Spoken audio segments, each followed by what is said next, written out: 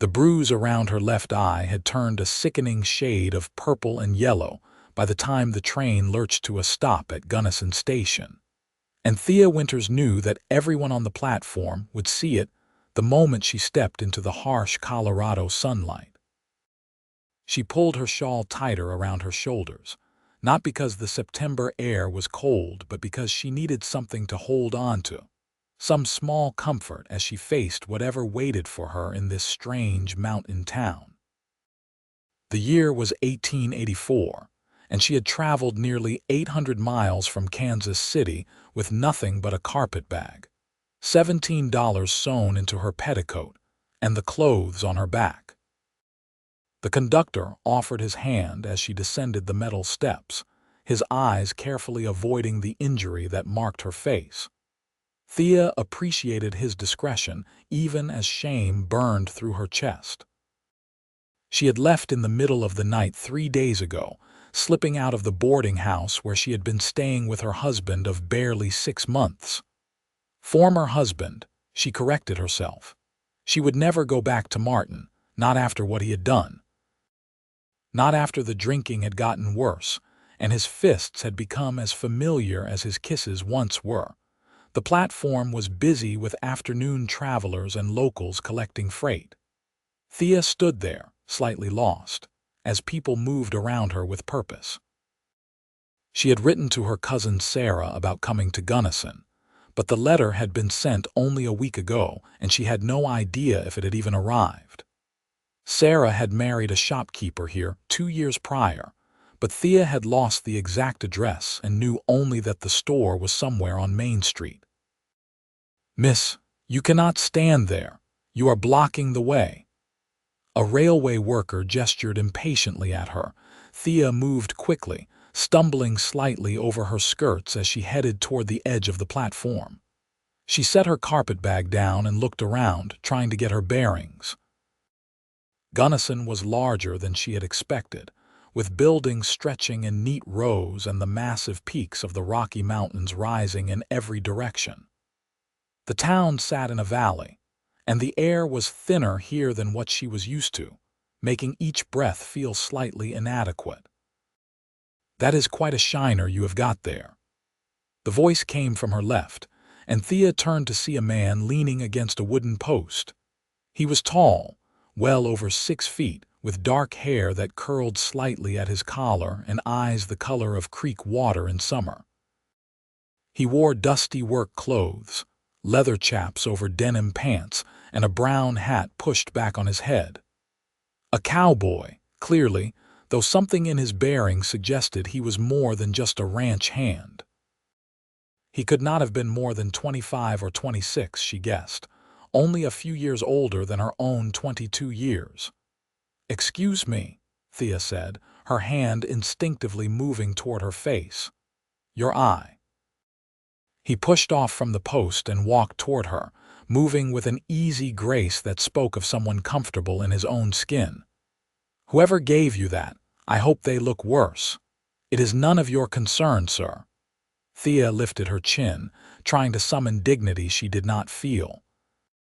The cowboy stopped a respectful distance away, his expression sobering as he studied her face. Something shifted in his eyes, a hardening that made him suddenly look older and far more dangerous than his casual posture suggested. "Maybe not. But it is my concern when someone comes to my town looking like they have been through hell and back." "Your town?" Thea could not keep the skepticism from her voice. "Xavier Irving. My family owns the circle I ranch about 10 miles north of here. We run cattle and horses." He touched the brim of his hat in a gesture that was somehow both respectful and slightly mocking. "And I am on the town council, so yes, in a manner of speaking, my town." "Thea Winters." She did not offer her hand and he did not extend his. "I am looking for my cousin. She is married to a shopkeeper named Harold Pemberton. Pemberton's General Store, 3 blocks that way on the right side of Main." Xavier pointed down the street. "But before you go, Miss Winters, I want you to know something." Thea waited, her fingers gripping the handle of her carpetbag. That is the last time anyone hurts you." Xavier said it quietly, but with such absolute conviction that Thea felt something break loose in her chest. "Not here, not in Gunnison. You have my word on that." For a moment she could not speak. This stranger, this cowboy with his confident manner and steady gaze, had just offered her something she had not realized she was desperate for: safety. The promise hung in the air between them, and Thea found herself wanting to believe it even as the practical part of her mind whispered that she should not trust any man ever again. "You do not know me," she finally said. "You do not know what happened or why I am here. Do not need to know." Xavier's expression remained serious. "All I need to know is that someone put their hands on you in violence, and that is something I cannot abide." A woman called out from across the platform, and Xavier glanced over before looking back at Thea. "I have business to attend to, but if you or your cousin need anything, the Circle I Ranch is easy to find. Anyone can give you directions." He tipped his hat again. "Welcome to Gunnison, Miss Winters." He walked away before she could respond, his long strides carrying him toward a group of men loading supplies onto a wagon. Thea watched him go, something warm and unfamiliar stirring beneath her ribs. Then she picked up her bag and started walking toward Main Street, her shoes kicking up little clouds of dust with each step. Pemberton's General Store was exactly where Xavier had said it would be.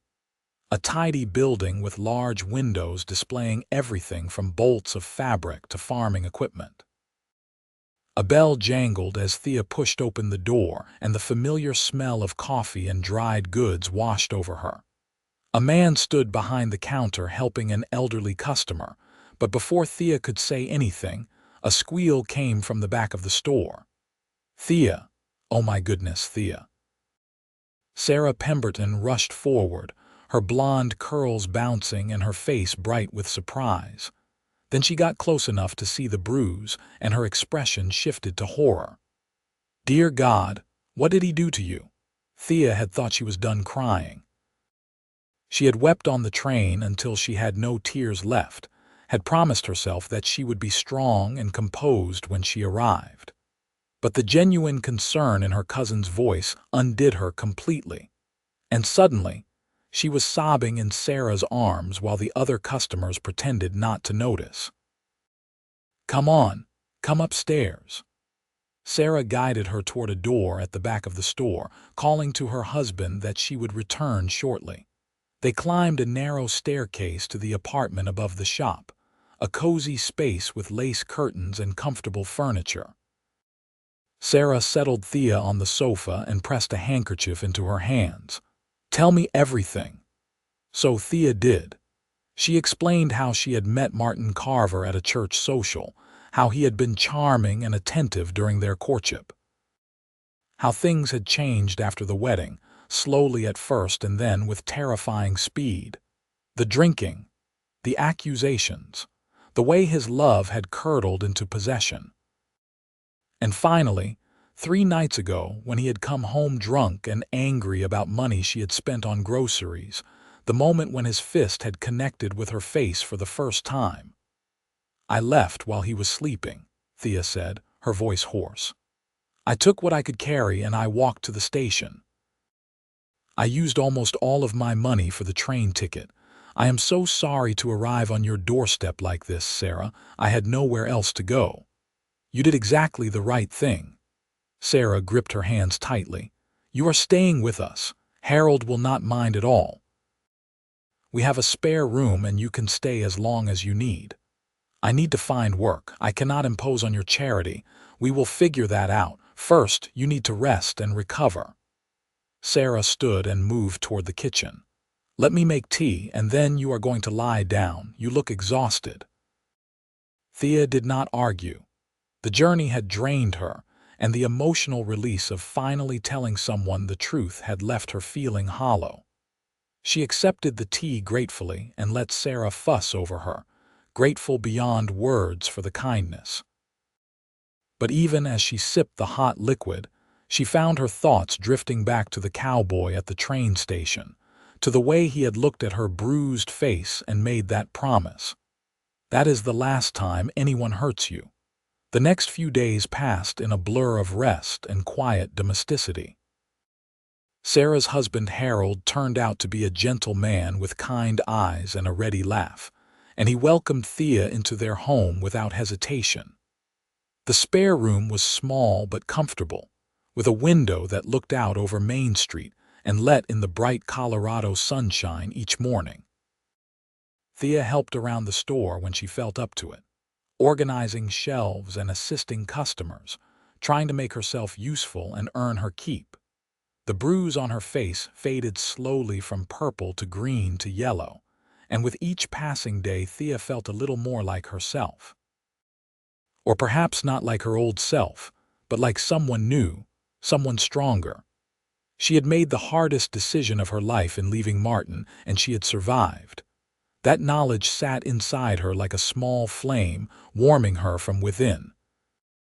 On the 5th day after her arrival, Thea was helping Sarah arrange a display of canned goods when the bell over the door jangled, and Xavier Irving walked in. He was cleaner than he had been at the train station, his hair damp as though he had recently bathed, and he wore a dark shirt that made his eyes look even more green. He nodded to Sarah, and then his gaze found Thea, a small smile pulling at his mouth. "Miss Winters, good to see you are settling in." "Mr. Irving." Thea felt suddenly self-conscious, aware that she wore a simple work dress and her hair was probably mussed from stocking shelves. "Thank you again for the directions the other day. I see you have already put her to work, Sarah." Xavier leaned against the counter, completely at ease. "That did not take long," she insisted. Sarah gave Thea a fond look. "Stubborn, just like she was when we were children. I need 10 pounds of coffee, 3 of sugar, and whatever dried beef you have." Xavier pulled a list from his pocket. "Also nails, the big ones, at least 5 pounds. We are repairing the barn." While Sarah and Harold gathered his supplies, Xavier wandered over to where Thea was working. "How is the eye healing?" Thea touched it lightly. The swelling had gone down and makeup could almost hide the remaining discoloration now. "It looks much worse than it feels." "Good." Xavier picked up one of the cans she had been arranging, pretending to examine the label. "Listen, I have a question for you. Are you looking for work?" "I am, actually. Do you know of something? My mother is hosting a party next week.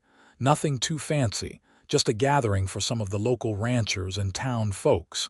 She needs help with preparations, cooking and such. She will pay fair wages." Xavier set the can down and looked at her directly. "I thought of you." Thea felt her heart beat a little faster. "That is very kind. Yes, I would be interested." "Good. Come out to the ranch tomorrow morning. I will send someone to collect you, say around 8. He must have seen the hesitation cross her face because he added quickly, "My sister Violet will be there too. And my mother, obviously. You will not be alone with me if that is what concerns you." "I was not." Thea started, then stopped because that was exactly what had concerned her. Not that she feared Xavier particularly, but the thought of being alone with any man right now made her skin crawl. "Thank you for understanding." "I do." His voice was gentle. "Trust has to be earned, Miss Winters, I know that." He collected his supplies, paid, and left with a final tip of his hat. Sarah immediately rushed over, her eyes bright with curiosity. "Xavier Irving just offered you work. Thea, do you know how significant that is? It is just help with a party." The Irvings are one of the most prominent families in the valley.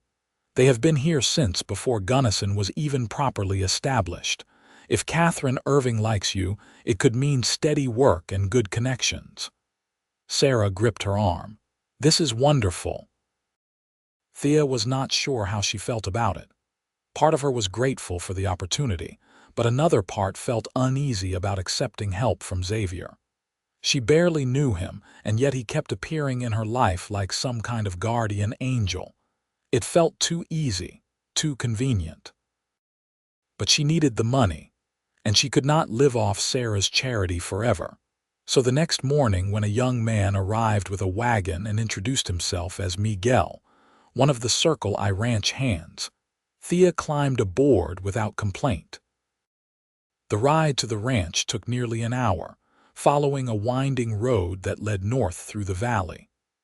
The landscape was breathtaking, all golden grassland dotted with sage and the mountains rising like sentinels on every side. Miguel was chatty, pointing out landmarks and telling her stories about the ranch, and by the time they arrived, Thea felt slightly more at ease. The Circle I Ranch was larger than she had expected. The main house was a sprawling structure of wood and stone, with a wide porch and large windows. Barns and outbuildings spread out behind it, and she could see horses in a distant corral and cattle grazing on the hillsides. It spoke of wealth, but not the ostentatious kind. This was the wealth of hard work and careful management. A woman emerged from the house as the wagon pulled up, and Thea knew immediately this was Xavier's mother. She had the same green eyes and the same confident bearing, though her dark hair was streaked with gray and pulled back in a neat bun. She wore a practical dress and an apron, and her smile was warm. "Miss Winters, welcome. I am Xavier Irving." She offered her hand and Thea shook it, noting the firm grip. "Xavier told me you might be able to help us with preparations for the gathering. Come inside, and I will show you what needs doing." The inside of the house was as impressive as the outside, with high ceilings and comfortable furniture that managed to be both elegant and lived in. A young woman appeared in the hallway, perhaps 18 or 19, with the same dark hair as Xavier but with blue eyes instead of green. "This is my daughter Violet," Catherine said. "She will be helping as well." Violet grinned at Thea. "Thank goodness you are here. Mother has been driving me mad with lists and plans. Another pair of hands will be a blessing." The morning flew by in a flurry of activity. Xavier Irving was organized and efficient, delegating tasks with clear instructions. They began planning the menu, taking inventory of supplies, and discussing decorations. Thea found herself relaxing, enjoying the work and the company.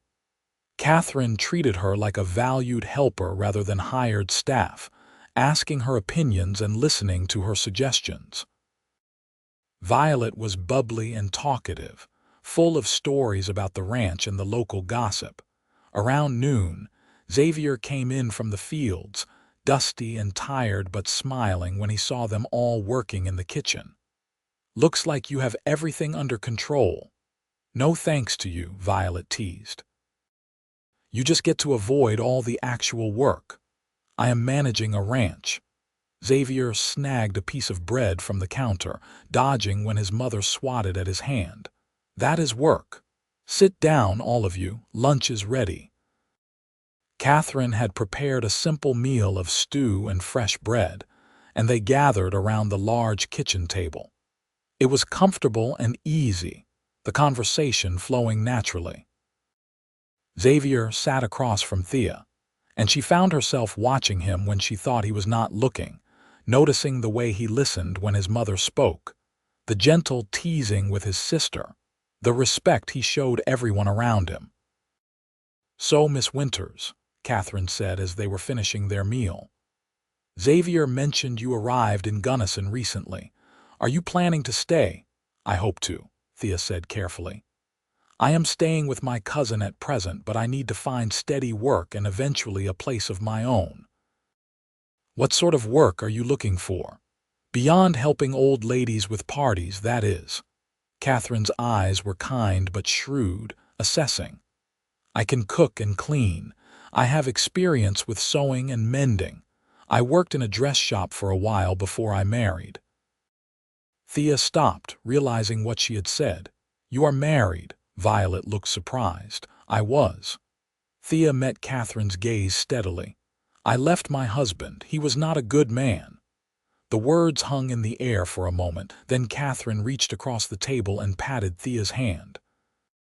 "That takes courage, more than most people realize." "Thank you, madam. I might know of something. Mrs. Henderson, who runs the boarding house on 4th Street, mentioned she needs help. She is getting on in years and the work is too much for her. If you are interested, I could make an introduction." "I would appreciate that very much." After lunch, they returned to work while Xavier headed back out to the fields. The afternoon passed quickly, and by the time Miguel brought the wagon around to take Thea back to town, they had accomplished a tremendous amount. Catherine pressed money into Thea's hand, more than she had expected for a single day's work, and made her promise to return the next week for the actual party. As the wagon pulled away from the ranch, Thea looked back to see Xavier standing near the barn, watching them go. He raised his hand in farewell, and she waved back, that strange warmth blooming in her chest again. The party at the Circle I Ranch turned out to be more than Thea had anticipated. Nearly 40 people crowded into the large parlor and spilled out onto the porch. Ranchers and their wives, prominent townspeople, and even the mayor of Gunnison. Thea worked alongside Violet and 2 other hired women, serving food and keeping drinks filled, but she also found herself included in conversations, introduced by Catherine as "my new friend, Miss Winters." Xavier was everywhere that evening, playing the role of host with easy charm. He wore black trousers and a white shirt with a dark vest, his hair neatly combed, and Thea caught herself staring more than once. He seemed to sense when she was looking because his eyes would find hers across the room, and he would smile that small, private smile that made her feel like they shared a secret. Late in the evening, when most of the guests had moved outside to enjoy the cooler air, Thea was clearing plates in the kitchen when Xavier appeared in the doorway. "You should take a break. You have been working all evening." "I am being paid to work." Thea stacked the plates carefully. "My mother already adores you. She will not mind if you take 5 minutes." Xavier walked into the kitchen and leaned against the counter. "Come outside. The stars are incredible tonight." Thea hesitated, then set down the dish towel. "Just 5 minutes." They walked out through the back door, away from the main gathering, to a quiet spot near the corral. Xavier had been right about the stars. The sky was a blanket of glittering light, more stars than Thea had ever seen in her life. The Milky Way cut across the darkness like a river of diamonds. "I forget sometimes," Xavier said quietly. "Living here, seeing this every night, I forget how special it is. It is beautiful." Thea wrapped her arms around herself, feeling the cool evening breeze. Without a word, Xavier shrugged out of his jacket and draped it around her shoulders. The gesture was so natural, so unthinking that Thea did not protest. The jacket smelled like him, leather and sage and something indefinably masculine. "Can I ask you something?" Xavier turned to face her, his expression serious. "You do not have to answer if you do not want to. All right." "Are you running from him? Your husband, is he looking for you?" Thea's breath caught. She had not let herself think about that possibility, had pushed it down every time fear started to creep in. "I do not know. I hope not. I left no word of where I was going." "If he comes here, if he finds you, I need you to tell me." Xavier's voice was steady. "I meant what I said that day at the station, Thea. That was the last time anyone hurts you." The use of her first name sent a shiver through her that had nothing to do with the cold. "Why do you care?"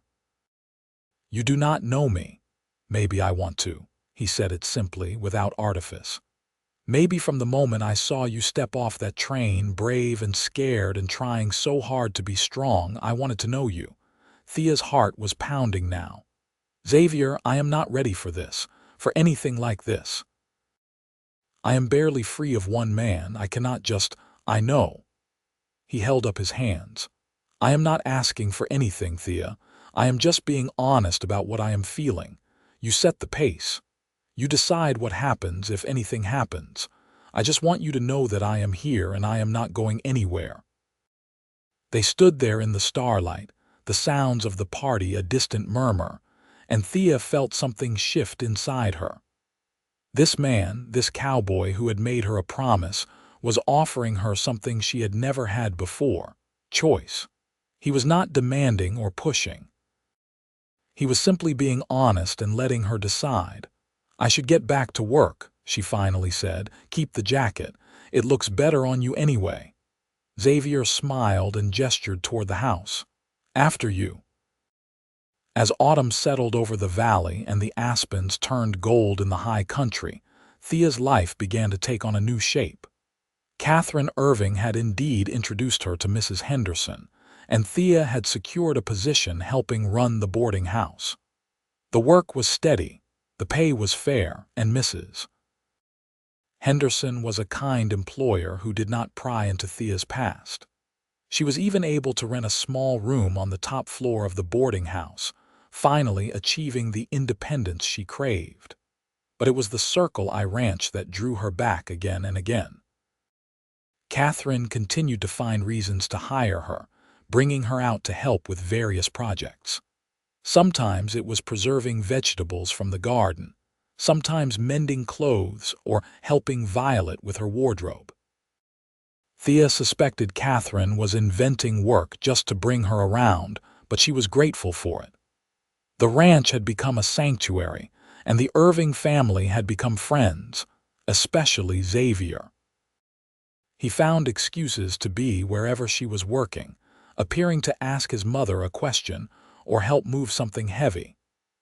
They would talk while she worked, conversations that ranged from the mundane to the profound. She learned that he had grown up on the ranch, that his father had died 5 years ago from pneumonia, and that he had taken over managing the Circle I at only 21. She learned that he loved the land with a fierce passion, that he had traveled to Denver twice and hated the crowded city, and that he read poetry though he would die before admitting it to his cowboy friends. In turn, Thea found herself opening up about her own life. She told him about growing up in Kansas, about her parents who had died when she was 16, about the dress shop where she had worked, and the dreams she had once had of opening her own business someday. She even told him more about Martin, about the slow erosion of her self-worth under his control, about the shame she still carried for not seeing the warning signs sooner. "It was not your fault," Xavier told her one October afternoon as they sat on the porch of the ranch house, supposedly watching Violet work with a new horse but really just talking. "Men like that are good at hiding what they are. They are good at making you think you are the problem. I know that in my head, my heart is taking longer to catch up. That is understandable." Xavier was whittling a piece of wood, his hands moving with practiced skill. "Healing takes time. You sound like you speak from experience. Different kind of pain, but yes." He glanced at her. "Losing my father nearly destroyed my mother. Watching her grieve, watching her have to be strong for me and Violet when she was breaking inside, that taught me something about pain. It does not just disappear because you want it to. You have to work through it." Thea felt a rush of affection for this man who understood so much. "You are very wise, Xavier Irving." "Nah, just good at listening." He grinned. "My mother says it is my best quality." By November, the first snows had arrived, dusting the peaks and making the mornings crisp and cold. Thea had been in Gunnison for 2 months, and it felt more like home than anywhere she had lived with Martin. She had friends now, connections in the community. Mrs. Henderson doted on her like a grandmother. Sarah and Harold included her in their weekly dinners. And the Irvings, all 3 of them, had become central to her life. It was Catherine who finally addressed the elephant in the room, calling Thea aside one afternoon when she had come to help bake pies for a church fundraiser.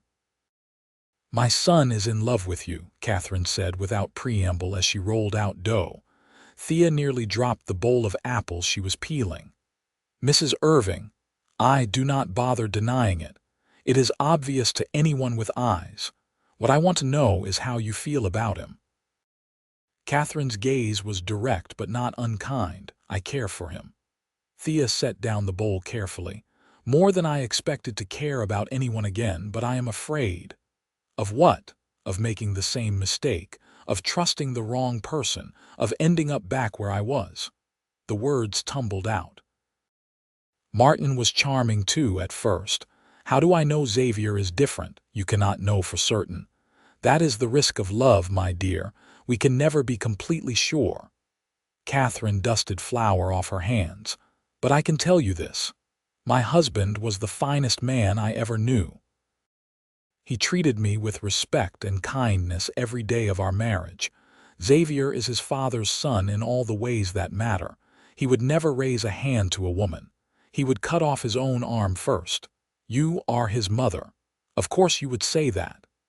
"Yes, and I also know my son. I know his character."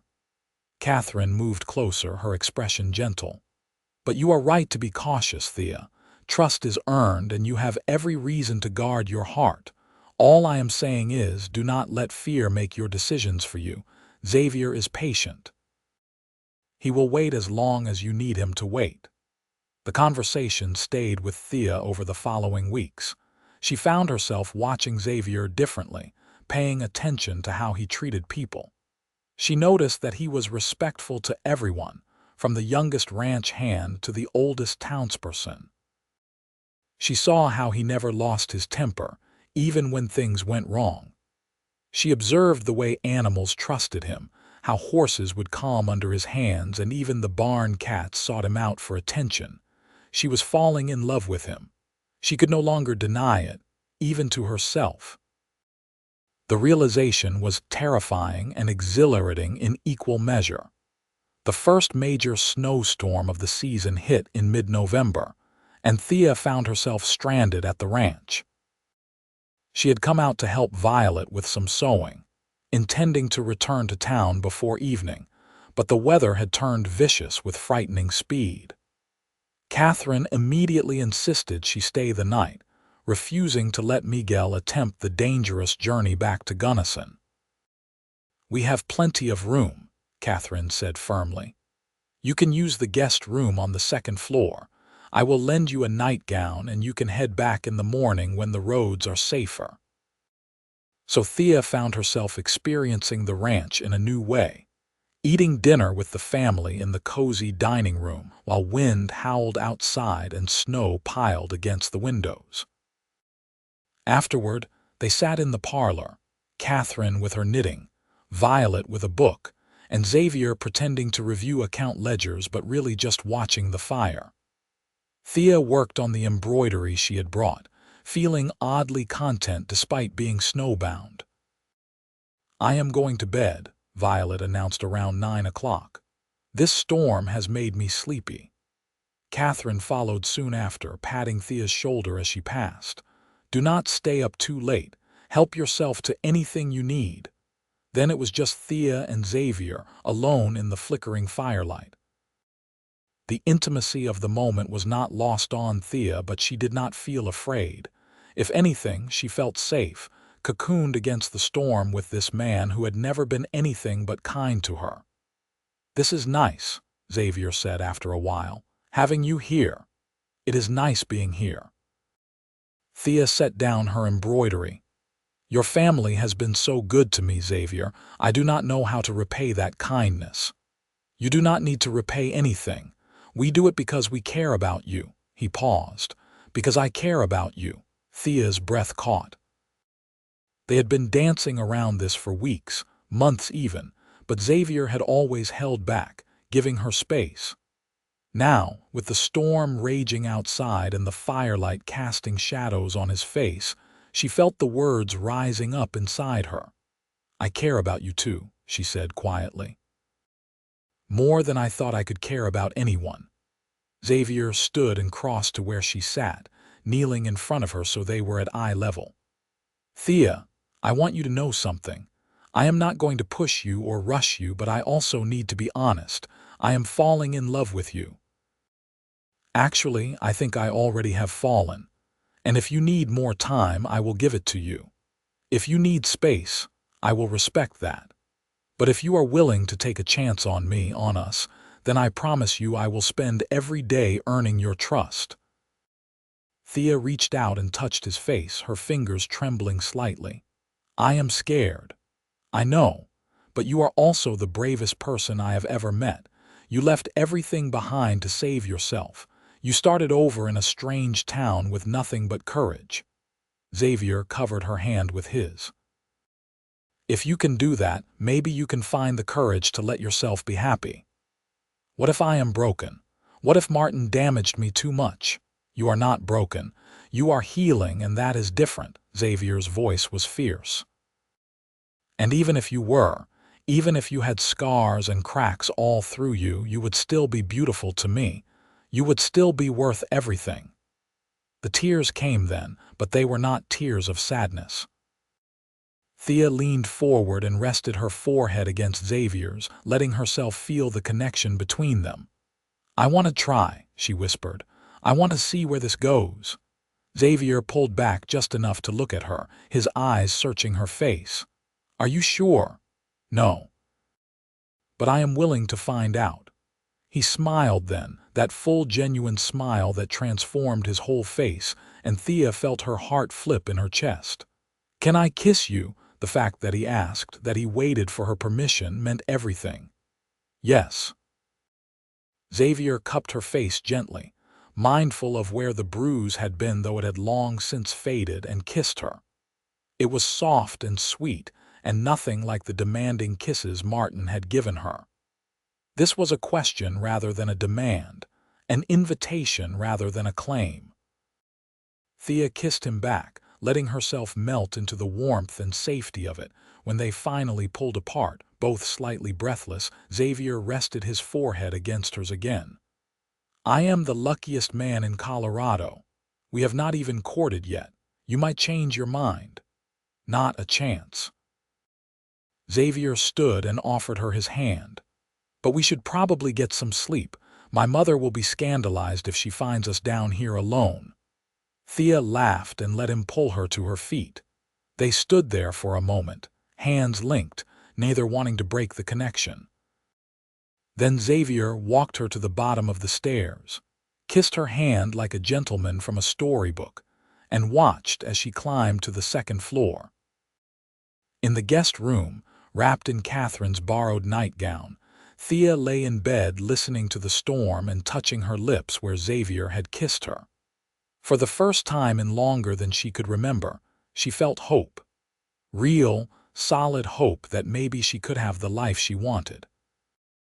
That maybe she deserved good things. The courtship that followed was unlike anything Thea had experienced.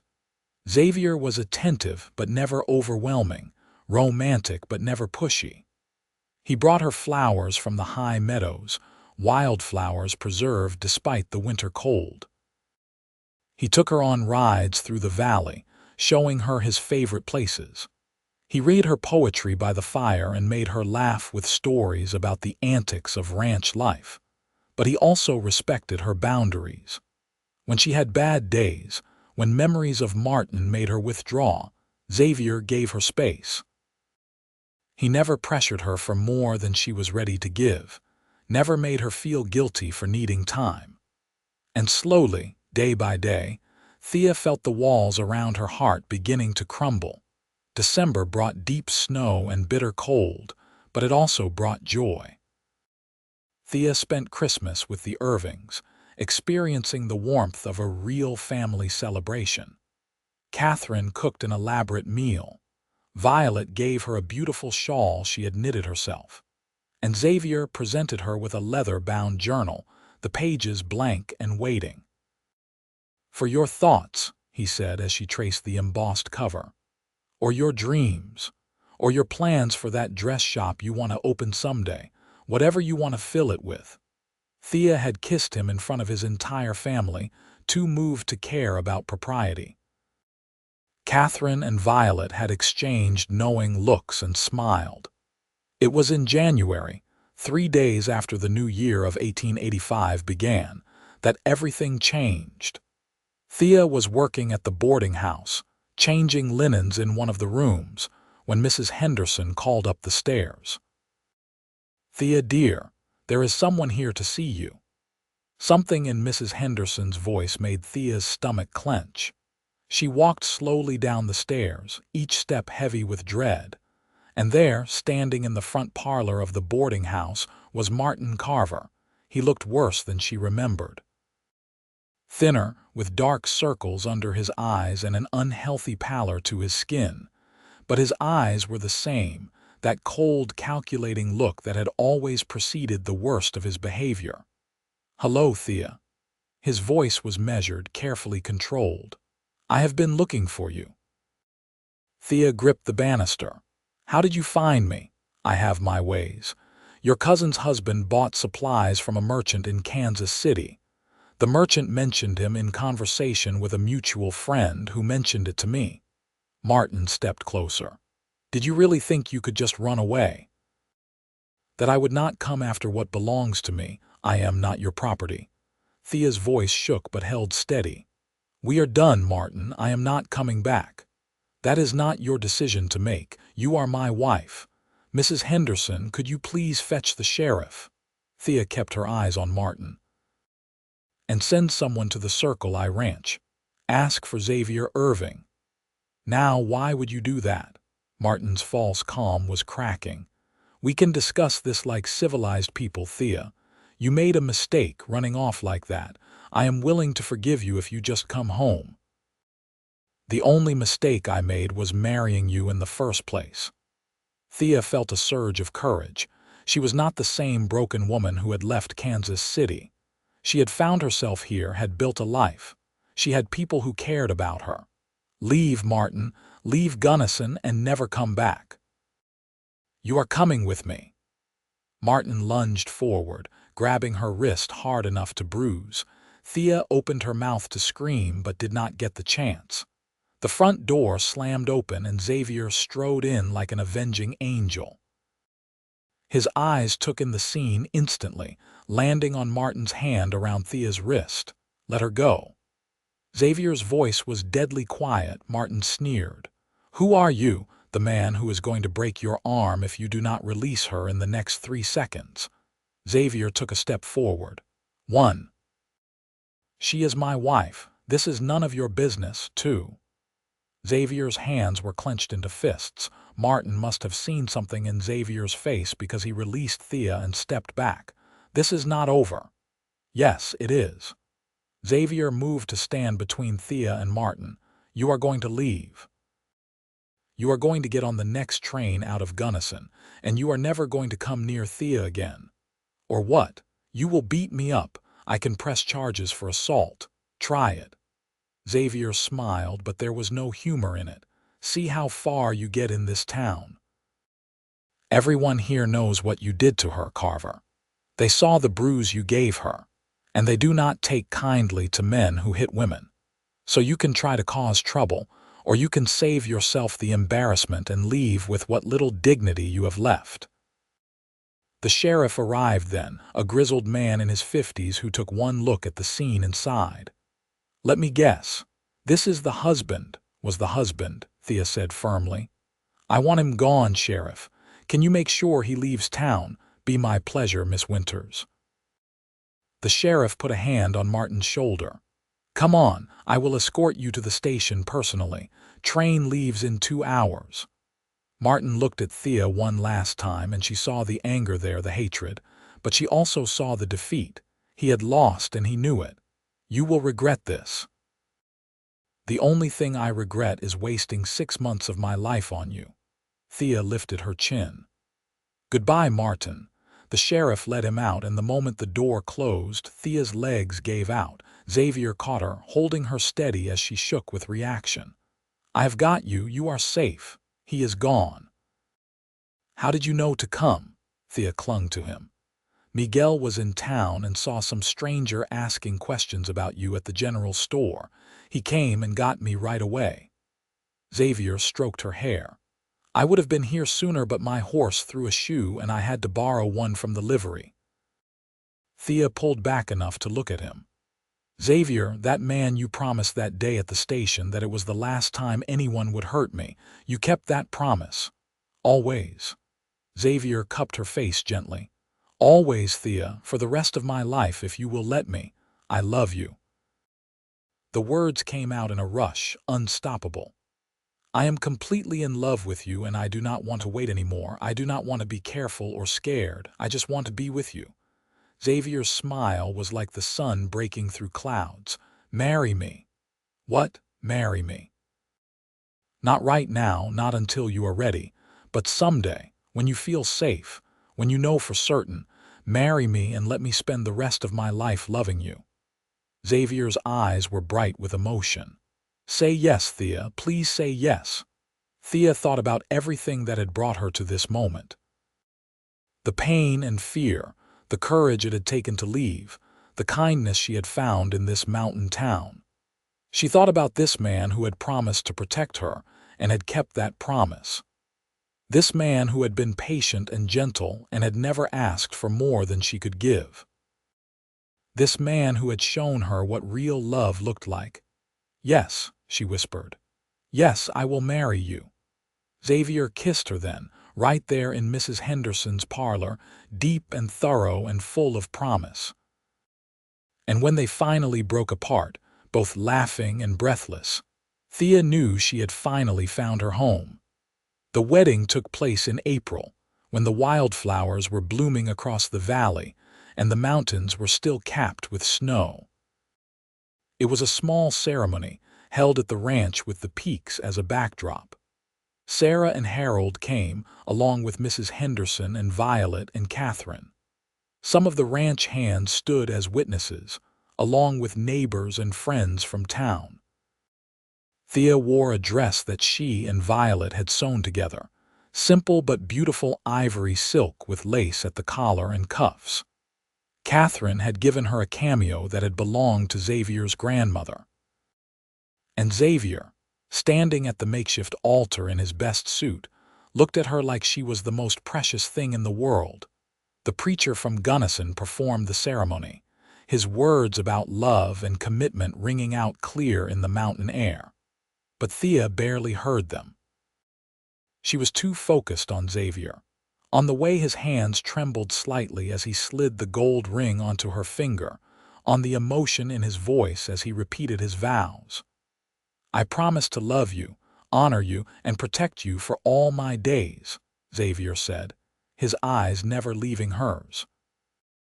"I promise to be worthy of the trust you have given me, and I promise that whatever comes, we will face it together." When it was Thea's turn, she found her voice was surprisingly steady. "I promise to love you with my whole heart. I promise to build a life with you, here in this place we both love. And I promise to never forget how lucky I am to have found you." "You may kiss your bride," the preacher said with a smile. Xavier did, pulling Thea close and kissing her soundly to the cheers and applause of their guests. And as Thea wrapped her arms around her husband, she felt a completeness she had never known before. This was right. This was home. This was love as it was meant to be. The celebration that followed was joyful and full of laughter. Catherine had prepared a feast, and Miguel had organized games and music. They danced as the sun set, Xavier whirling Thea across the grass while Violet played her fiddle and the ranch hands clapped along. When it grew dark, someone lit lanterns and the party continued, nobody wanting the magic of the day to end. Late in the evening, Xavier and Thea slipped away from the celebration, walking hand in hand toward the small house that had been built for them on the edge of the ranch property. It was a wedding gift from Catherine, a tidy two-room cabin with a stone fireplace and large windows that looked out over the valley. Xavier had helped build it himself, working long hours through the winter to have it ready. "Welcome home, Mrs. Irving," Xavier said as he opened the door. Thea stepped inside, looking around at the space that was now theirs. There was a bed covered in a quilt that Catherine had made, a table and chairs, a kitchen area with a new stove, wildflowers in a vase on the table, curtains at the windows. It was simple, but it was perfect. "It is beautiful," Thea said, her voice thick with emotion. Xavier came up behind her, wrapping his arms around her waist. "I am glad you like it. I wanted it to be ready for you." Thea turned in his arms, reaching up to touch his face. "Xavier, I need you to know something. I was so broken when I came here. I did not think I would ever feel whole again. But you, this place, your family, all of it has healed me. You have given me my life back. You did that yourself. You are the strongest person I know." Xavier kissed her forehead. "I just got lucky enough to be here to see it." They stood there for a long moment, holding each other as the sounds of the party drifted through the open window. Then Xavier bent and scooped Thea up in his arms, making her laugh as he carried her to the bed. He set her down gently, his hands careful as he began to help her out of the wedding dress. What followed was tender and sweet, nothing like the cold mechanical encounters Thea had endured with Martin. Xavier was patient, attentive, making sure she was comfortable and happy. He whispered words of love against her skin, kissed away her nervous tears, and showed her what true intimacy looked like. And when it was over and they lay tangled together in the darkness, Thea felt a peace settle over her that was almost painful in its intensity. "I love you," she whispered into the darkness. "I love you too." Xavier pulled her closer. "Sleep, my Thea. Tomorrow we start our forever." The years that followed were full and rich. Thea and Xavier built their life together on the ranch, working side by side through seasons and challenges. Thea discovered she had a talent for the business side of ranching, keeping books and managing accounts with a skill that impressed even Catherine. She also started taking on sewing commissions, her craftsmanship becoming sought after throughout the valley. The dream of opening a dress shop slowly took shape, and Xavier supported her every step of the way. Their first child, a son they named Thomas, was born in the spring of 1886, arriving with a loud cry and a shock of dark hair. Xavier was besotted from the first moment, pacing the floor at night when the baby was fussy, and building an elaborate cradle with his own hands. Thea watched her husband with their son and fell in love with him all over again. Violet married a schoolteacher from Denver and moved away, though she visited often and wrote long letters. Catherine continued to thrive, taking joy in her role as grandmother and remaining a vital force on the ranch. The circle prospered under Xavier's management, growing and expanding as his reputation for fair dealing and quality stock spread. A daughter, Eleanor, arrived in 1888, sweet-tempered and curious. Another son, Jacob, came in 1890.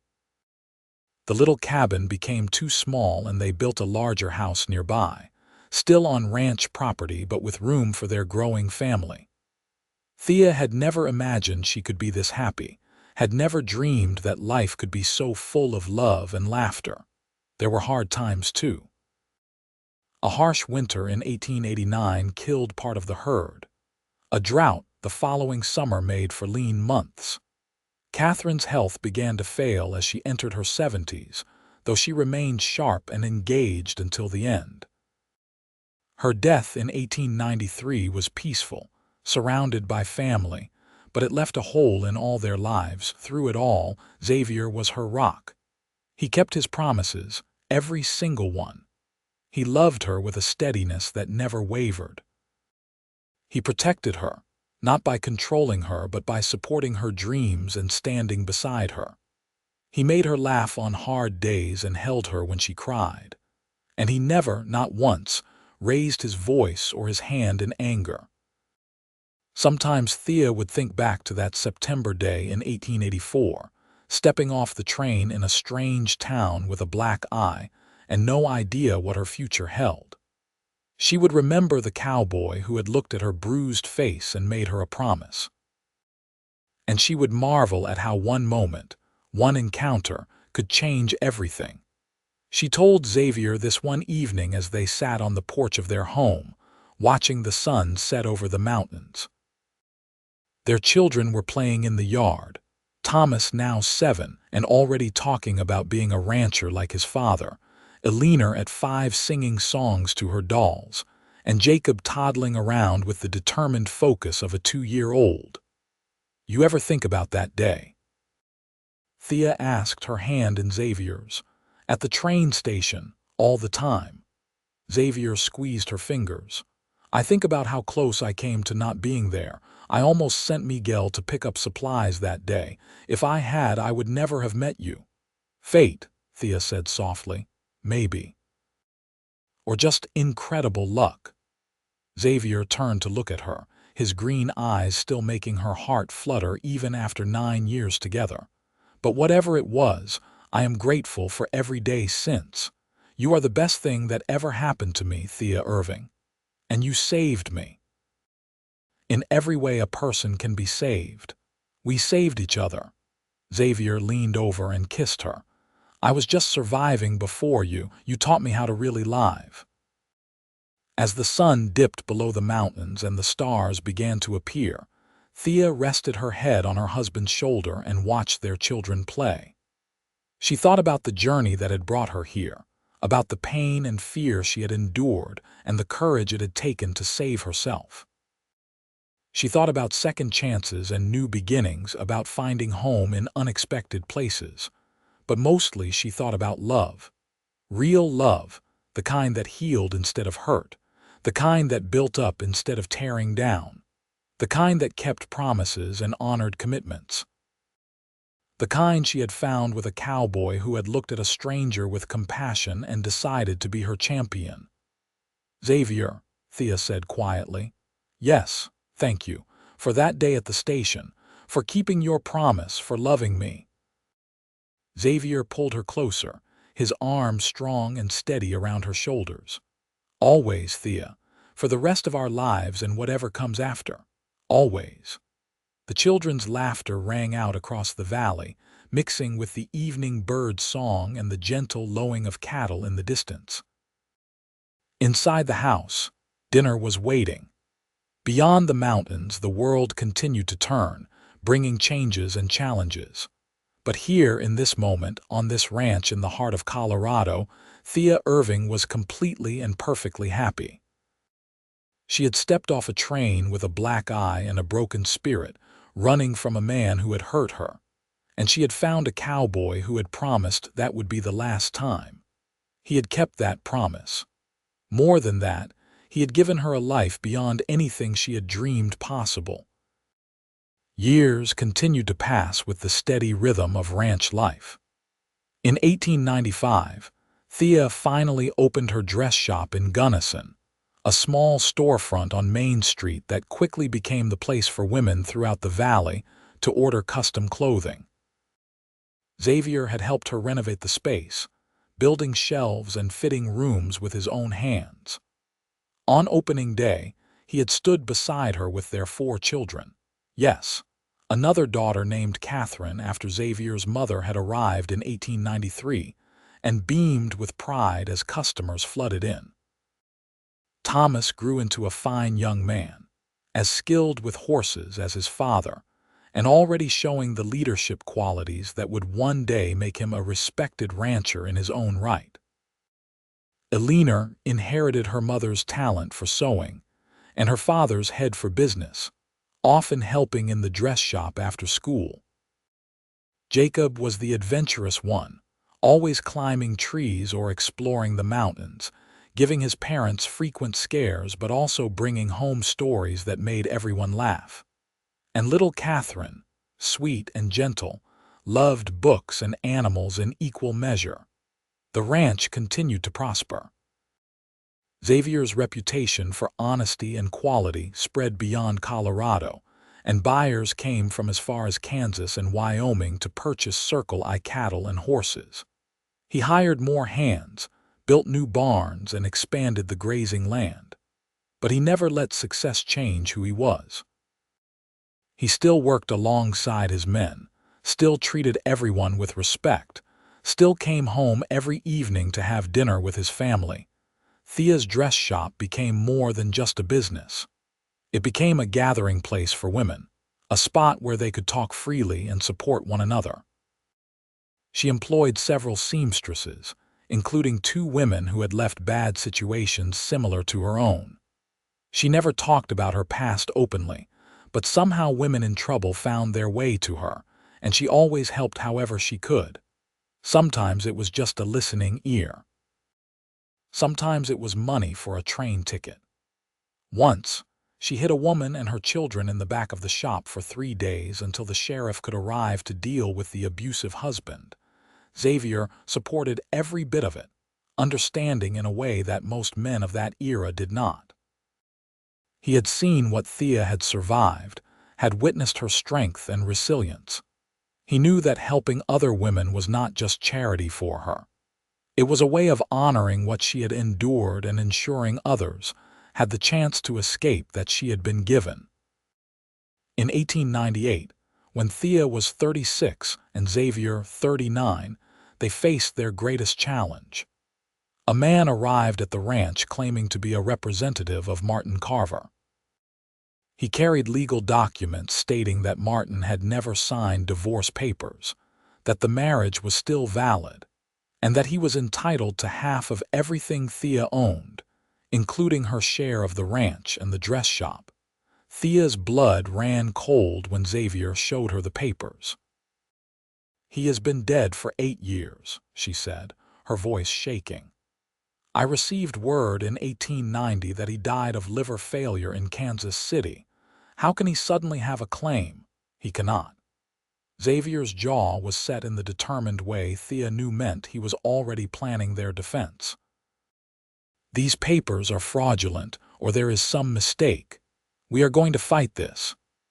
They hired the best lawyer in Colorado, a sharp-minded woman named Rebecca Hartley, who had fought numerous cases involving women's property rights. She investigated the claim thoroughly, traveling to Kansas City to examine records. What she discovered was infuriating. Martin had indeed died in 1890, but he had never filed for divorce. In the eyes of the law, Thea had still been married to him at the time of his death. And Martin's brother, a man Thea had met only once and despised, was trying to claim inheritance rights through Martin's supposed ownership of marital property. "It is a legal gray area," Rebecca explained in her office in Denver, where they had traveled to meet with her. "Because you left Martin and were living separately, and because you remarried without a formal divorce, there are questions about the validity of your marriage to Xavier." Thea felt like the ground was dropping out from under her. "Are you saying my marriage is not legal?" "I am saying we need to convince a judge that your first marriage was effectively dissolved by abandonment, and by Martin's failure to pursue his marital rights for years before his death. And that even if there are technical questions, Martin's brother has no claim to property you acquired through your own labor and through a good-faith marriage entered after Martin's death." The legal battle dragged on for 9 months, a source of constant stress. Thea was terrified that she would lose everything, that the shop she had built would be taken away, that even the home she shared with Xavier could be claimed. Worse, she feared that her marriage might be declared invalid, that her children might be considered illegitimate. Xavier never wavered. "Whatever happens, we face it together," he told her again and again. "If we lose the shop, we build another. If they take the house, we build a new one. As long as we have each other and our children, nothing else matters." "But the children," Thea would whisper in the dark of night. "If the marriage is not legal, our children are ours, Thea. Nothing a judge says can change that. We are a family, and that is the only truth that matters."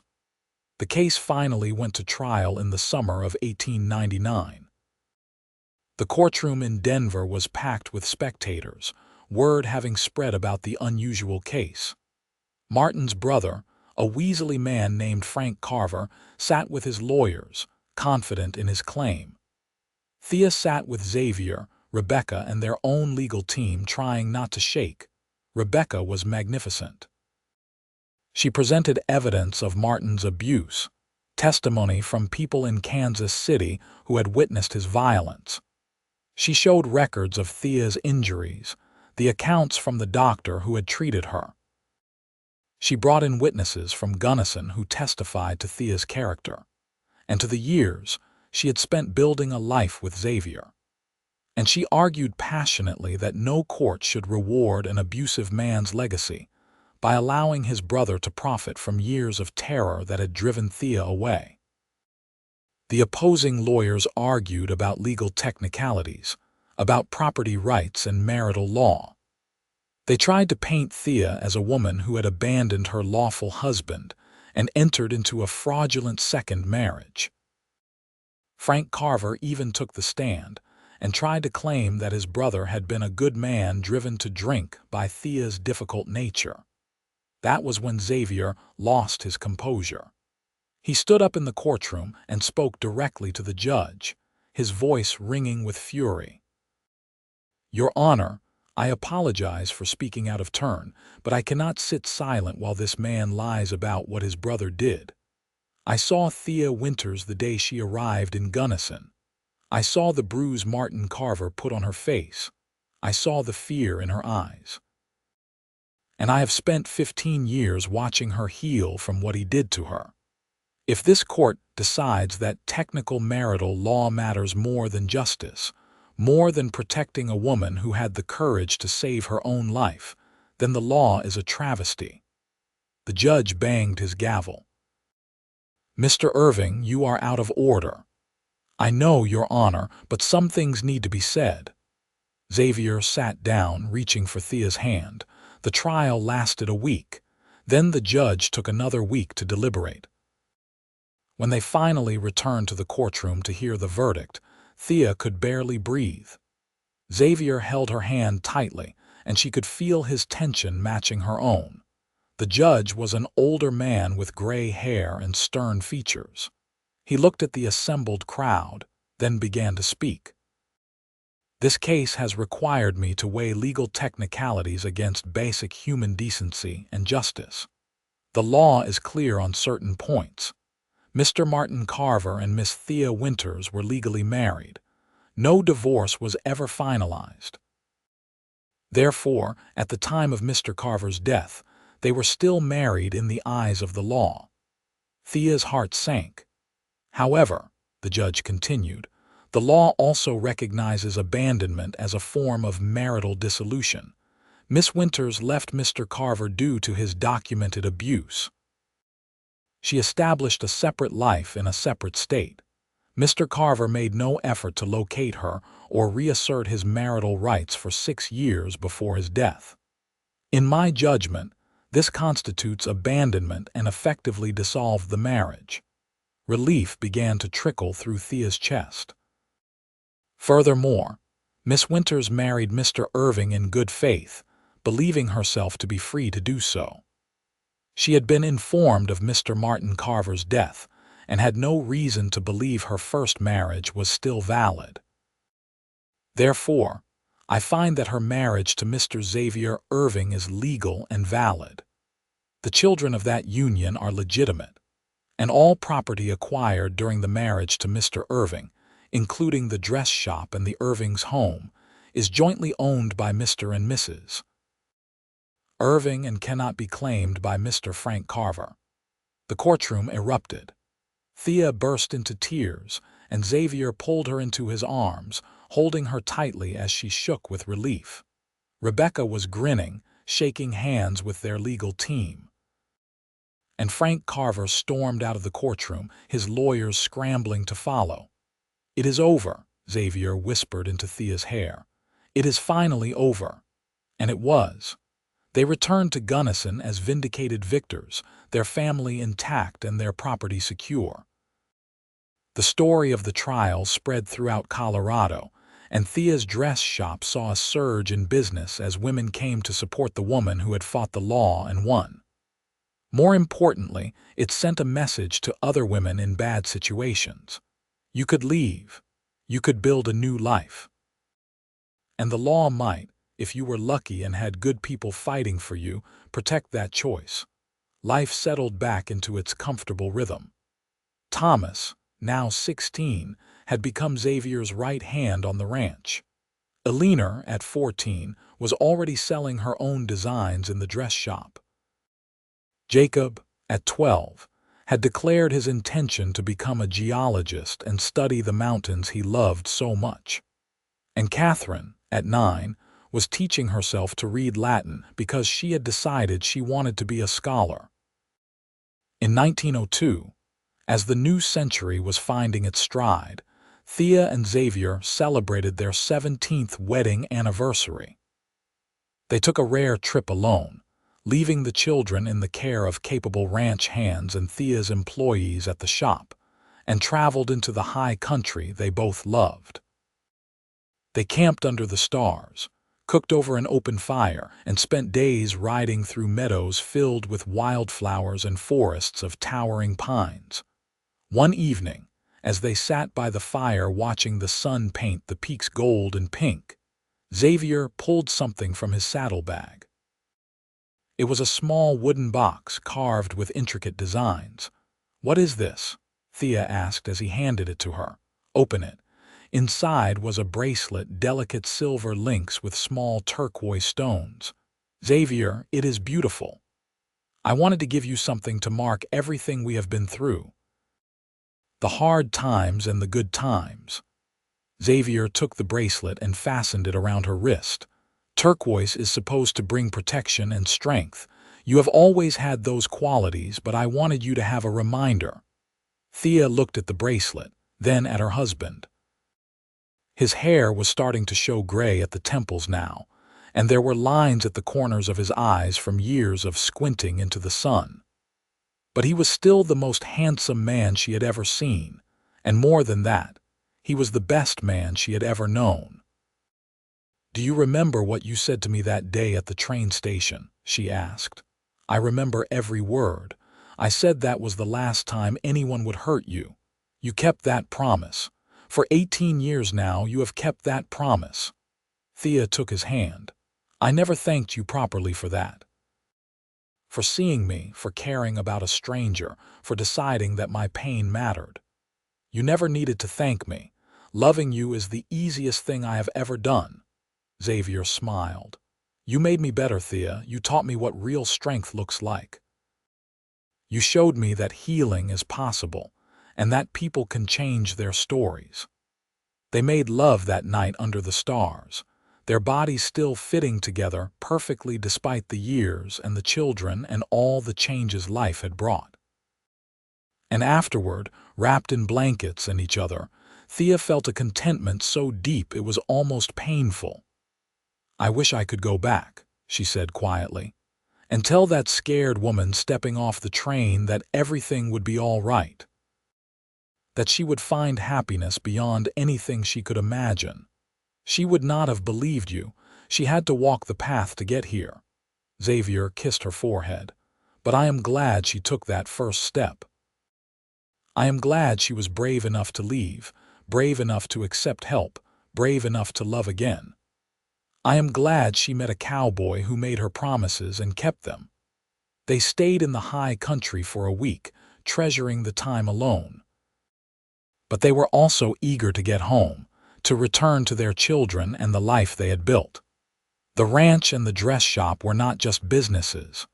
They were legacies, proof that people could overcome terrible beginnings and build something beautiful." Years continued to pass.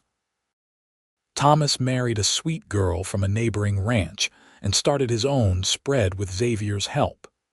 Eleanor opened a second dress shop in Denver, her designs becoming fashionable throughout Colorado. Jacob did indeed become a geologist, studying at a university in Boston and returning summers to explore his beloved mountains.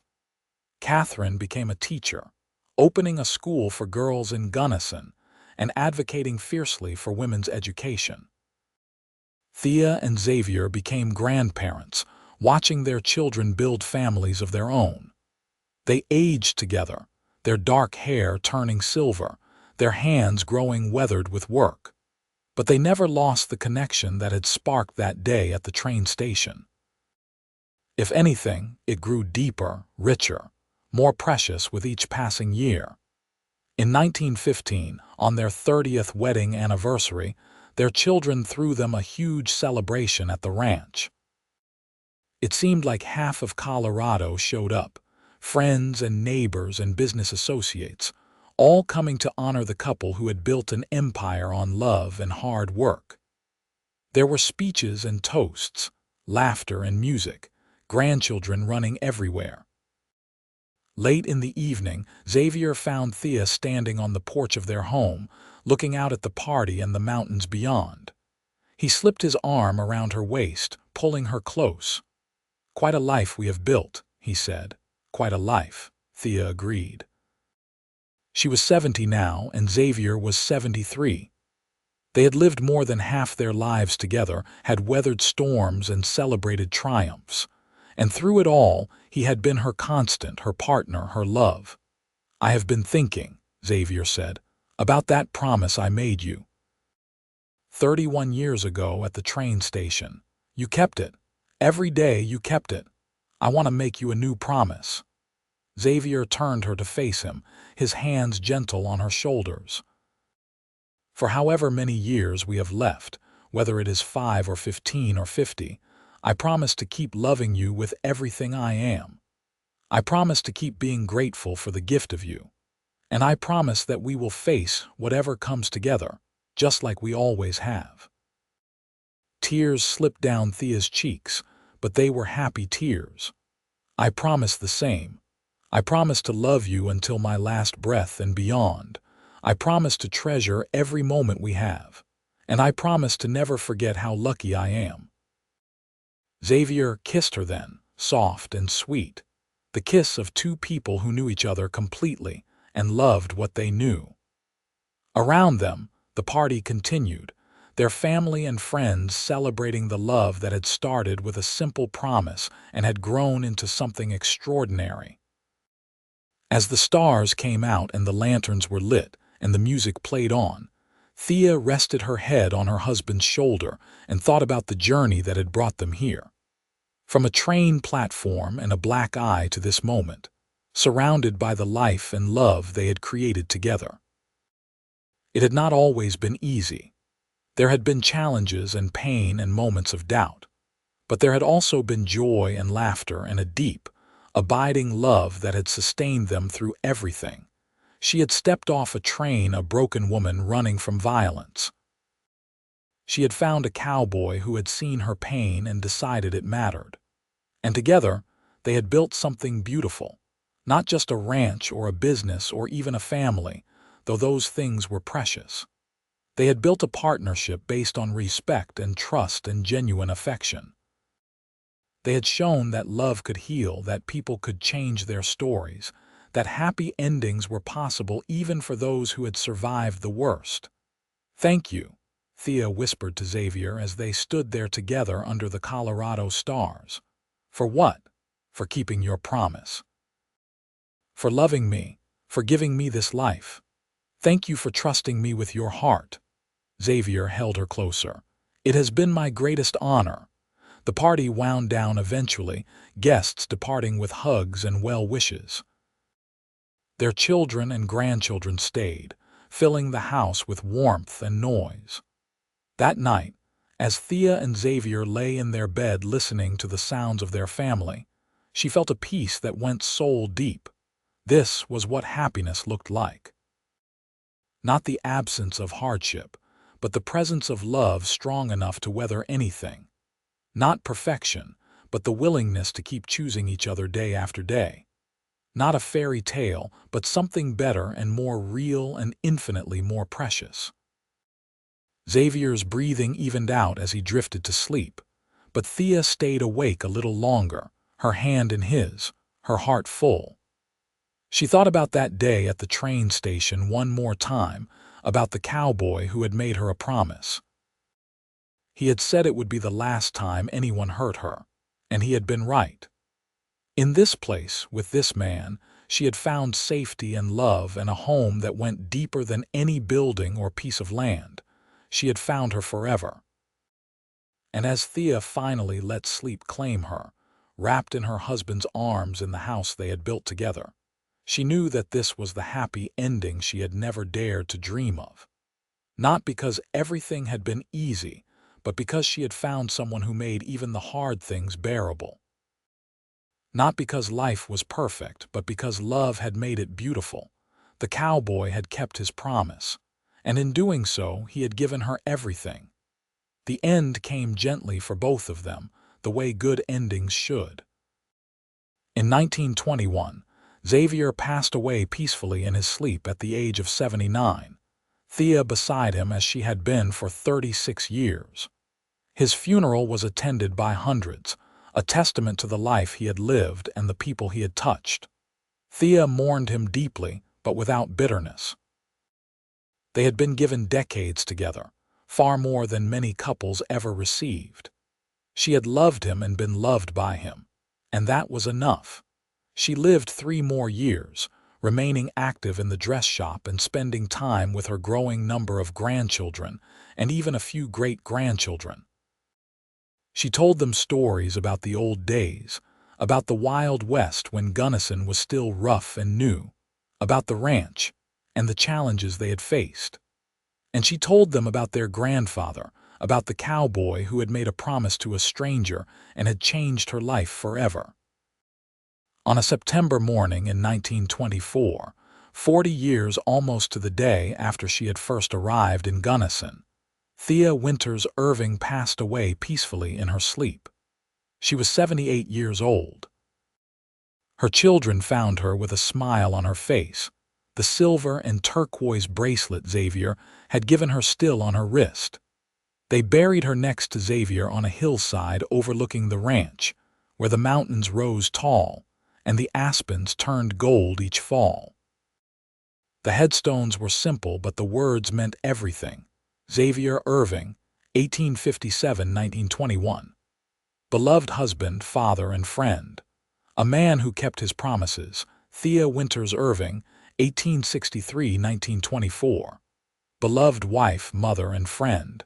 She found her courage and changed her story.